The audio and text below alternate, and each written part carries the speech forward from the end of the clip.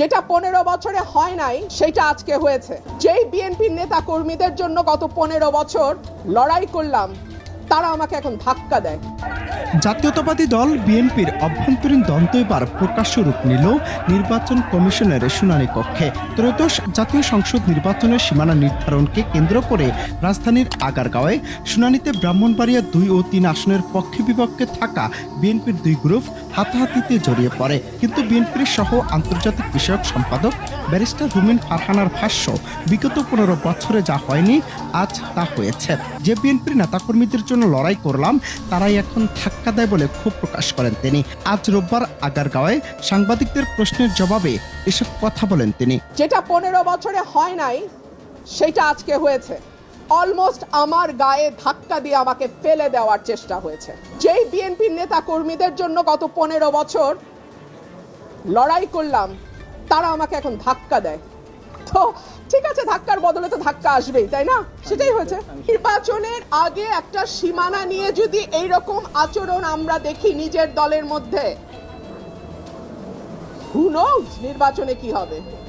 এ সময় সংঘর্ষের সবচেয়ে আলোচিত অবস্থানে ছিলেন ব্যারিস্টার রুমিন ফারহানা। শুনানি শেষে তিনি সাংবাদিকদের জানান, গত 15 বছরে যা হয়নি আজ তা হলো। নিজ দলের নেতাকর্মীরাই তাকে ধাক্কা দিয়েছে। কিন্তু ক্ষোভ প্রকাশ করে প্রশ্ন তোলেন, নির্বাচনের আগে যদি দলে এমন পরিস্থিতি হয় তাহলে ভোটে কি ঘটতে পারে তা ভাবনাহীন। অন্যদিকে খসড়ার বিপক্ষে থাকা ব্রাহ্মণবাড়িয়ার বিএনপি নেতারা অভিযোগ করেছেন, বিজয়নগর উপজেলার 3টি ইউনিয়ন ভেঙে ব্রাহ্মণবাড়িয়া 2 আসনে যুক্ত করায় তাদের উপজেলা অখণ্ডতা পূর্ণ হয়েছে। একক সংসদীয় আসনের দাবি জানিয়েছিলাম এবং আমরা আমাদের বক্তব্য উপস্থাপন করেছি। যারা এইখানে এই 3টা ইউনিয়নকে সদর উপজেলার সাথে নেওয়ার চেষ্টা করেছে, সরাইল উপজেলার সাথে, সেইখানে অনেক মিথ্যা তথ্য দেওয়া হয়েছে। এখানে অসংখ্য হলফনামা আছে যেটা আমরা নির্বাচন কমিশনকে জানিয়েছি। আবেদনপত্র যাদের থেকে নেওয়া হয়েছে তাদের মধ্যে একজন ছিল প্রতিবন্ধী। তাকে বলা হয়েছে তাকে প্রতিবন্ধিতার কারণে তাকে টাকা পয়সা দেওয়া হবে, এই কথা বলে তার স্বাক্ষর আনা হয়েছে। আমার নির্বাচনী আসন ব্রাহ্মণবাড়িয়া সদর 3 এবং বিজয়নগর নিয়ে আমি এখানে শুনানিতে অংশ নেওয়ার জন্য আমি উপস্থিত হয়েছি। এখানে একে একে অনেকেই শুনানিতে অংশগ্রহণ করছে। শুনানিতে তারা কথাবার্তা যুক্তিতর্ক তারা তুলে ধরেছে। আমি যখন শুনানিতে আমি কথা বলতে যাব ওই মুহূর্তে রুমিন ফারহানা ওখানে গিয়ে আমাকে ধাক্কা মেরে ফেলে দেয় এবং তার কয়েকটা গুন্ডা বাহিনী নিয়ে আমাকে টেনে হিসড়ে পায়ের নিচে তারা ফুটবলের মতন আমাকে লাঠিপিটা করে।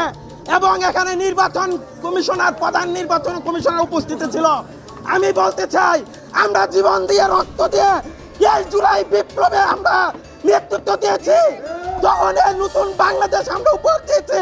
আজকে প্রধান নির্বাচন কমিশনের সামনে আমাকে যেভাবে পায়ের নিচে লাথি মারা হয়েছে, আমাকে যেভাবে পিটিয়ে আহত হয়েছে, আমার জামা কাপড় ছিঁড়ছে, এখানে সবাই দেখেছে।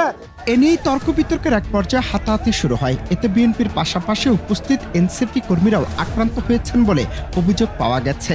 আহতদের মধ্যে রয়েছেন এনসিপি নেতা প্রকৌশলী আমিনুল হক চৌধুরী সহ অন্তত 3 জন। এনসিপি নেতাদের দাবি, রুমিন ফারহানার সমর্থকরাই তাদের উপর হামলা চালিয়েছে। তবে রুমিন ফারহানা অভিযোগ অস্বীকার করে পাল্টা প্রশ্ন তোলেন, হামলার শিকাররা আদৌ রাজনৈতিক কর্মী ছিলেন নাকি অন্য পরিচয়ে এসেছিলেন? আমি কোনো গুন্ডা বদমাশের মেলা করি নাই। করতে চাইলে করতে পারতাম। গুন্ডা আনতে চাইলে গুন্ডা আনা যায়, অসুবিধা হয় না।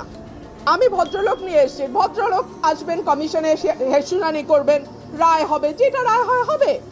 কিন্তু তারা যেহেতু গুন্ডা পান্ডা নিয়ে এসছে এবং আবল তাবল বকছে, কথা বলেই যাচ্ছে, আমি লাস্টে একটা কথা বলার জন্য দাঁড়িয়েছি।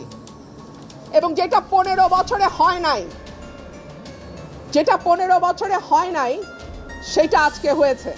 অলমোস্ট আমার গায়ে ধাক্কা দিয়ে আমাকে ফেলে দেওয়ার চেষ্টা হয়েছে। যেই বিএনপির নেতা কর্মীদের জন্য গত 15 বছর লড়াই করলাম তারা আমাকে এখন ধাক্কা দেয়। তো ঠিক আছে, ধাক্কার বদলে তো ধাক্কা আসবেই, তাই না? সেটাই হয়েছে। অন্যদিকে ব্রাহ্মণবাড়িয়া ৩ আসনের নেতারা রুমিন ফারহানার সমর্থকদের গুন্ডা পান্ডা সুলভ আচরণ করার অভিযোগ তোলেন। ঘটনার পর নির্বাচন ভবনের ভেতর ও বাহিরের পরিস্থিতি উত্তপ্ত হয়ে ওঠে। বিক্ষোভকারীদের ছত্রভঙ্গ করতে পুলিশ গেটে অবস্থান নেয়, এমনকি জলকামানও প্রস্তুত রাখা হয়। শুনানির গুরুত্ব বিবেচনায় এ ধরনের বিশৃঙ্খলা নির্বাচন কমিশনের ভাবমূর্তিকে প্রশ্নবিদ্ধ করেছে বলেই মন্তব্য রাজনৈতিক বিশ্লেষকদের। অনন্ত হাসান মাসুদ, বাংলা টিভি, ঢাকা।